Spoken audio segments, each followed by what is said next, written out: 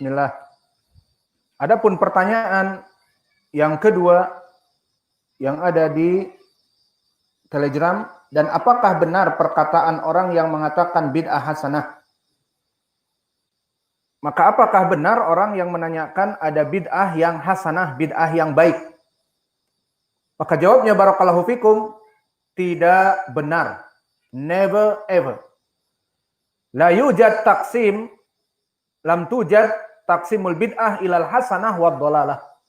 Tidak ada pembagian di dalam syarak bid'ah itu menjadi bid'ah yang hasanah, baik, dan bid'ah yang dhalalah, bid'ah yang sesat. Bahkan semua bid'ah itu dhalalah. Mana pendalilannya? Pendalilannya jelas di dalam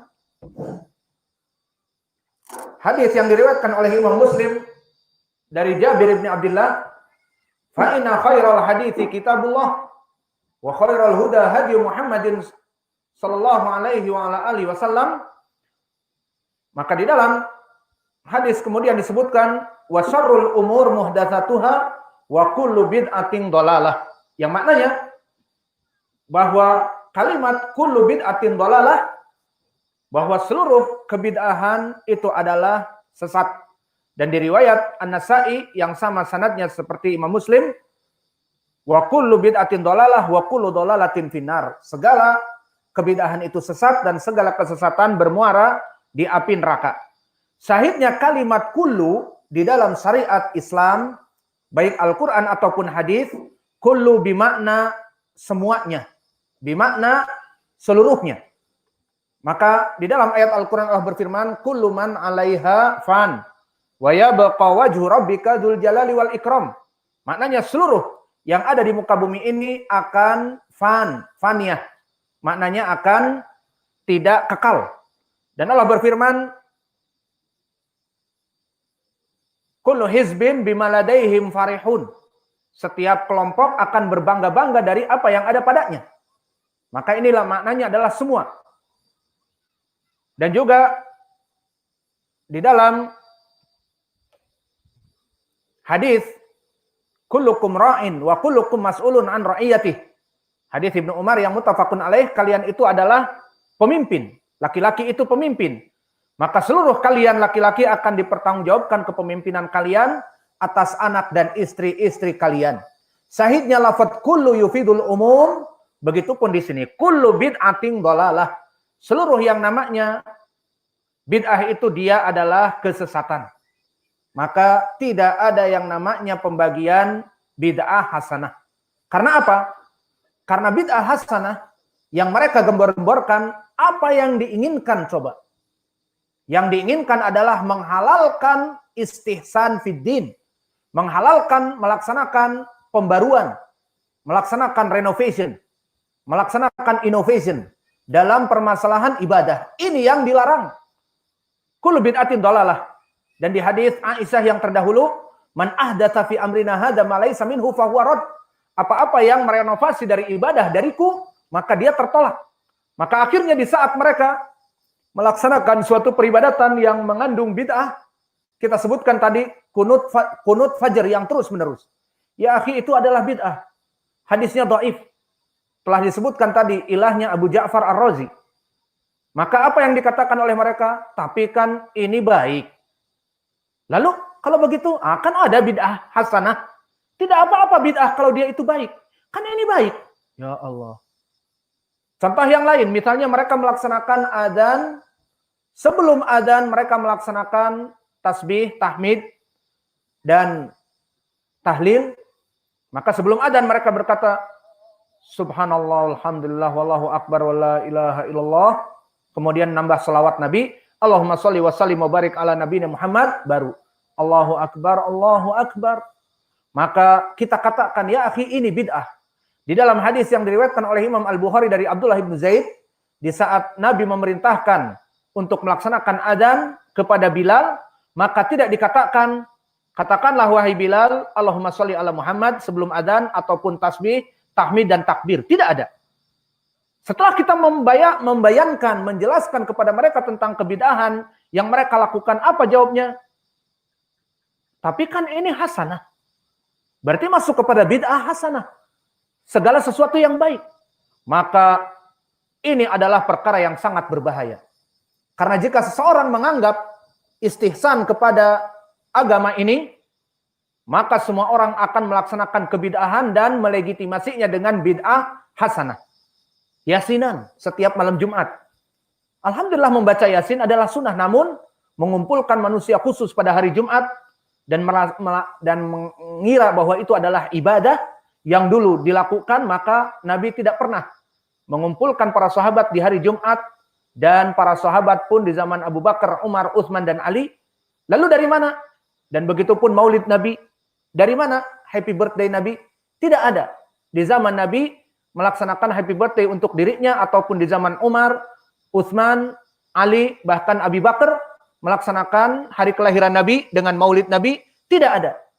Lalu jika mereka kita bantah dengan tidak adanya dalil, mereka akan mengatakan, tapi ini kan bid'ah hasanah. Akhirnya dari sini kita mengetahui, mereka menginginkan dengan bid'ah hasanah adalah mereka ingin melegitimasi dari renovasi mereka dan inovasi mereka untuk melaksanakan penyelewengan dalam peribadatan. Dikatakan tapi kan hasanah dan sebagainya. Maka kita jawab, pertama, pendalilan mereka mengatakan ini adalah bid'ah hasanah, sehingga mereka seakan-akan tidak apa-apa untuk keluar, maka cukuplah dengan ucapan Allah Jalla wa'ala di dalam surat Al-Ma'idah. Al-yawma akmaltu lakum dinakum wa atmamtu alaikum ni'mati wa raditu lakumul islama dina. Maka di saat diturunkan ayat yang terakhir, Allah berfirman, hari ini aku sempurnakan bagi kamu agamamu wahai Muhammad, wa atmamtu alaikum ni'mati, maka aku sempurnakan kepada kamu kenikmatanku. Wa aku telah ridho, kata Allah, atas Islam yang ada pada saat itu.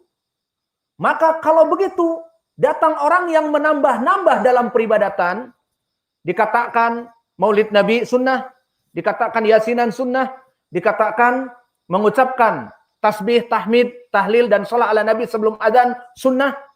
Dan jika kita biarkan, akan terdapat sunnah-sunnah yang tidak ada di zaman Nabi. Maka apa ucapan Allah di sini? Waraditu lakumul Islam Madinah. Dan aku ridho, kata Allah, atas Islam yang ada pada kalian. Ridho hanya yang ada pada kalian pada saat itu di zaman Nabi. Adapun di zaman yang setelahnya, yang datang kebid'ahan, maka Allah tidak ridho. Ini mafhum al-mukhalafah, dan disebutkan oleh alim ulama seperti Imam Malik. Maka barang siapa yang melaksanakan kebid'ahan dan mengatakan bahwa ini adalah bid'ah yang baik, maka ada bid'ah hasanah, maka berarti dia telah menganggap Nabi Muhammad telah khana risalah, telah mengkhianati risalah. Karena akan bertambah dan bertambah. Sampai akhir zaman akan bertambah kepada ribuan bid'ah. Kenapa? Karena orang akan berpendapat, tapi kan ini baik. Maulid Nabi kan baik. Kunutul witr kan baik, fajar kan baik. Kemudian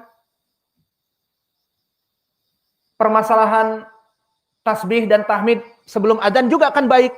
Maka semuanya akan dianggap baik, dan semua yang bukan dari ibadah akan dianggap ibadah. Dan begitu pun jawaban kita kepada mereka jika mereka mengatakan, namun Umar telah mengatakan nikmal bid'ah hadihi. Maka apa jawaban kita? Ucapan Umar, nikmal bid'ah hadihi, makna bid'ah adalah perkara duniawi, perkara yang baru di sini. Maknanya perkara yang baru adalah pada malam harinya Umar melihat mereka dalam keadaan sholat berkesendirian, kemudian Umar memerintahkan kepada mereka untuk sholat berjamaah. Kemudian dilakukan, maka Umar mengatakan nikmal bid'ah hadihi. Maknanya perkara yang baru yang tadi malam tidak dilaksanakan, kemarin malam, sekarang malam ini dilaksanakan. Maka jika kita rujuk, yang diinginkan bid'ah di sini apa? Sholatul tarawih. Maka sholatul tarawih bukan perkara yang bid'ah. Telah dinasihatkan dan dilakukan oleh Nabi selama beberapa hari di bulan Ramadan, kemudian ditinggalkan oleh Nabi dikarenakan takut untuk diwajibkan. Maka telah datang periwayatannya diriwayatkan oleh Aisyah bahwa Nabi Muhammad SAW kharaja lailah min jawfil lail fa shalla fil masjid wa shalla rijalun bi salatihi fa asbahan nas fayatahaddatsun fa ajma'a aktsaru minhum fasallu ma'ahu fa asbahan nas fayatahaddatsun wa katharu ahlul masjid min al-lailah ats-tsalitsah fa kharaja Rasulullah sallallahu alaihi wasallam fasallu bi salatihi falamma kanat al-lailah ar-rabi'ah ajazal masjid an ahlihi hatta kharaja li salati subh falamma qadal fajr aqbala 'alan nas fatashahhada tsumma qala amma ba'd fa innahu lam yakhfa alayya makanukum walakinni khasitu an tufridu alaikum fatajizu anha fatufiya Rasulullah sallallahu alaihi wasallam wal amru ala dzalik. Hadis ini jelas. Di malam bulan Ramadan disebutkan oleh Aisyah, Nabi keluar ke masjid untuk melaksanakan sholat berjamaah, sholat tarawih. Maka sholat tarawih sampai menjelang fajar satu malam itu. Maka manusia, para kaum muslimin berbicara di antara mereka. Akhirnya di malam yang kedua bertambah banyak lagi. Dan begitu pun di malam yang kedua diceritakan oleh para sahabat, akhirnya di malam yang ketiga pun banyak, lebih banyak dari malam yang pertama dan kedua. Maka di malam yang keempat diriwayatkan Nabi sedang iktikaf. Maka kemudian para sahabat menunggu lebih banyak lagi di masjid untuk sholat tarawih berjamaah bersama Nabi. Maka di antara mereka ada yang melemparkan kerikil-kerikil kecil untuk membangunkan Nabi, dikiranya Nabi dalam keadaan tidur. Maka kemudian Nabi Muhammad sallallahu alaihi wasallam mengatakan setelah sholat fajar bahwa ini a'rifu ma hadastum walakinni khasitu an tufrida alaikum. Maka aku takut perkara ini akan diwajibkan kepada kalian. Maka oleh sebab itu Nabi Muhammad sallallahu alaihi wasallam meninggalkan perkara ini sampai dia meninggal. Kenapa? Takut diwajibkan oleh Allah Jalla wa'ala. Karena pada saat itu Quran masih turun. Maka setelah Nabi meninggal dan perkara diketahui bahwa sunnah tarawih itu bukan wajib, tapi hukumnya sunnah, maka kemudian Umar ibn Khattab, seperti kisahnya diriwayatkan oleh Imam Al-Bukhari dari Abdurrahman ibnu Abdul Qari, kharajtu ma'a Umar ibn Khattab lailatan min Ramadan ilal masjid fa idan nas auza'un mutafarriqun yusalli rajul li nafsihi wa yusalli rajul fa yusalli bi salatihi arrahtu. Maka Umar bersama Abdurrahman ibnu Abdul Qari masuk ke masjid dan didapati di masjid melaksanakan sholat tarawih. Kebanyakan mereka berkesendirian atau ada 3 kelompok, 3 orang atau 2 orang atau 1 orang. Maka di masjid itu kebanyakan mereka membaca sendiri-sendiri. Kemudian ini fatwa Umar, dan fatwa Umar masuk kepada hadis Irbad ibn Sariyah, fa'alaikum bisunnati wa sunnatil khulafa ar-rasyidin. Peganglah sunnahku dan sunnah para khulafa ar-rasyidin. Dan Umar di sini dari fatwanya berpendapat, inni ara lau jama'tu haula ala qari'in wahidin lakana amsal. Aku berpendapat, jika mereka semuanya sholat dengan imam yang satu, maka ini lebih baik, tidak berisik, tidak mengganggu yang satu kepada yang lainnya. Tetapi semuanya sholat dalam imam yang satu. Tsumma azama fajama'ahum. Maka ini fatwa Amirul Mukminin. Harus diikuti sesuai dengan sunnah Nabi. Fa'alaikum bisunnati wa sunnatil khulafa ar-rasyidin. Fajama'ahum ala Ubay ibn Ka'ab. Maka dijadikanlah imam Ubay ibn Ka'ab. Dan di riwayat yang lain juga dibantu oleh Tamim ibnu Aus Ad-Dari. Tsumma kharajtu ma'ahu lailatan ukhra wan nasu yusalluna bis shalah qari'ihim. Kemudian aku keluar bersama Umar juga di malam yang setelahnya. Maka aku mendapati kaum muslimin melaksanakan salat dipimpin oleh satu imam Ubay ibnu Ka'ab. Maka di sini diikuti karena ini hukumnya wajib mengikuti Amirul Mukminin. Maka Umar pun melihat kaum muslimin melaksanakan sholat berjamaah. Dan terus sampai sekarang. Kenapa? Karena syariat sudah diputuskan dengan meninggalnya Nabi bahwa tarawih itu hukumnya bukan wajib. Maka Nabi meninggalkan takut wajib. Setelah Nabi meninggal dan tarawih itu bukan wajib, dihidupkan kembali oleh Umar. Maka Umar di saat melihat di malam yang kedua setelahnya, setelah perintah dilaksanakan, yang mana kemarin atau sebelumnya mereka sholat berkesendirian, Umar melihat mereka sholat dalam keadaan berjamaah, berkatalah Umar, "Ni'mal bid'atu hadhihi." Ini dia asbabul wurud dari ucapan Umar. Kenikmatan dari perkara yang baru adalah perkara ini. Apa? Sholat tarawih. Maka disebutkan, "Wallati yanamun anha afdal minallati yakumun yuridun akhiril lail. Wa kana an-nas yakumun awalahu."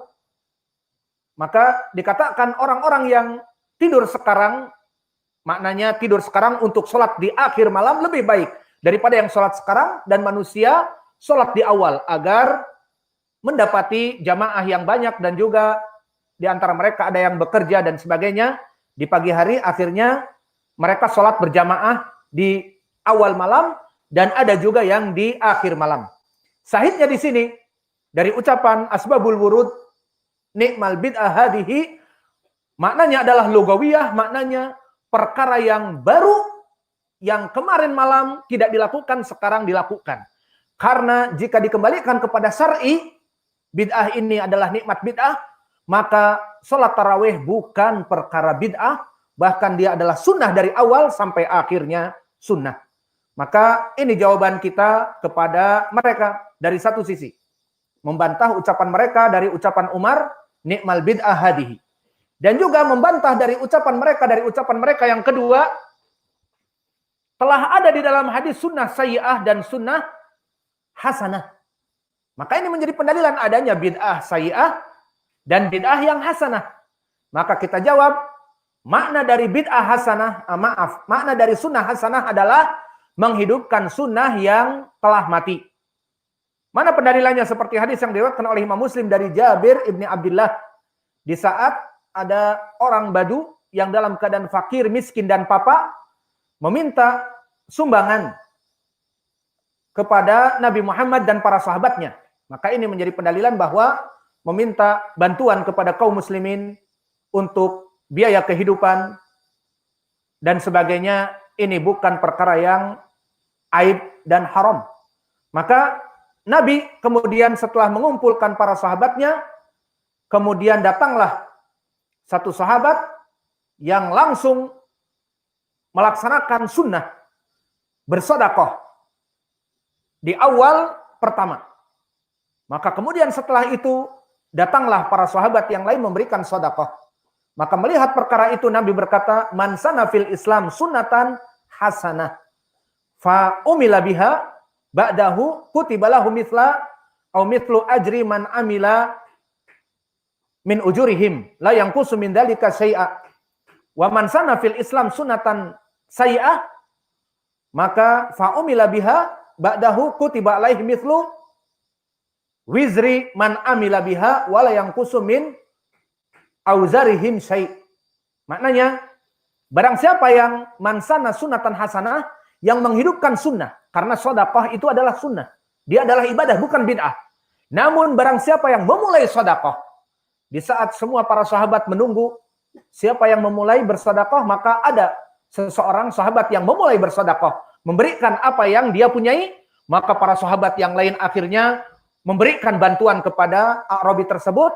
Maka Nabi mengatakan, "Man sana fil Islam sunnatan hasanah," maknanya barang siapa yang memberikan, menghidupkan sunnah di awal dari sunnah-sunnah yang termatikan, maka dia akan mendapatkan pahala dan pahala orang yang melaksanakannya. Ini takrif dari sunnah hasanah. Dan barang siapa yang menghidupkan sunnah keburukan dari kemaksiatan yang sudah ditinggal dan kebid'ahan yang sudah dipendam, kemudian dibangkitkan lagi, maka dia akan mendapatkan dosa-dosa dari yang sebelumnya.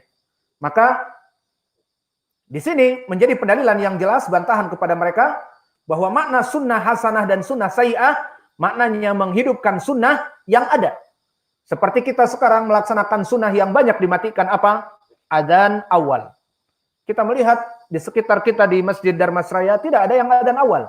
Maka kita melaksanakan adzan awal jam 4:15, jam 4:20. Kita melaksanakan adzan awal. Ini masuk kepada hadis ini. Man sanna sunatan hasanah fa alaihi ajruha wa ajru man amila biha. Maka kita mendapatkan sunnah hasanah. Dan orang-orang yang mengikuti kita akan mendapatkan juga pahala untuk kita. Karena menghidupkan sunnah. Ini makna dari sunnah hasanah. Dan barang siapa yang menghidupkan kebid'ahan yang sudah dimatikan, dihidupkan, diperbaharui kembali, maka dia akan mendapatkan sunnah yang buruk, terus diikuti.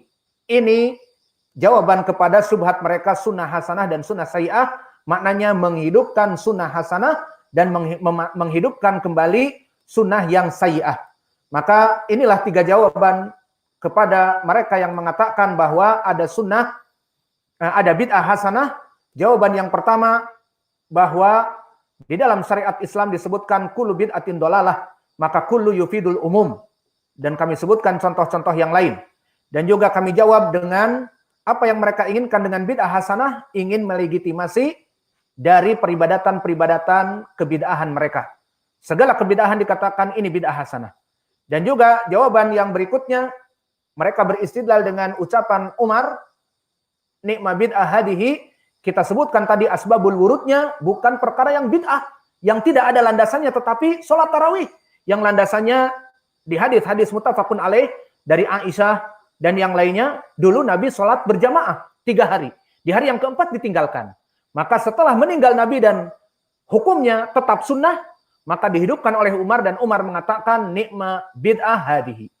Dan jika mereka beristidlal dengan sunnah ada hasanah dan sayyi'ah, maka bid'ah pun ada hasanah dan sayyi'ah, maka kita katakan tidak ada bid'ah hasanah, yang ada adalah dolalah.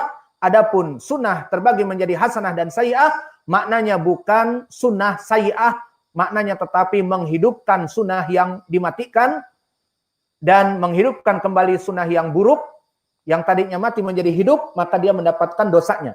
Dan menghidupkan kembali sunnah yang dimatikan, maka dia mendapatkan pahalanya. Ini jawaban kita kepada soal yang kedua. Wa naktafi ila huna wa jazakumullahu khaira wa barakallahu fi ilmikum. Subhanakallahumma wa bihamdika asyhadu an la ilaha illa anta astaghfiruka wa atubu ilaik.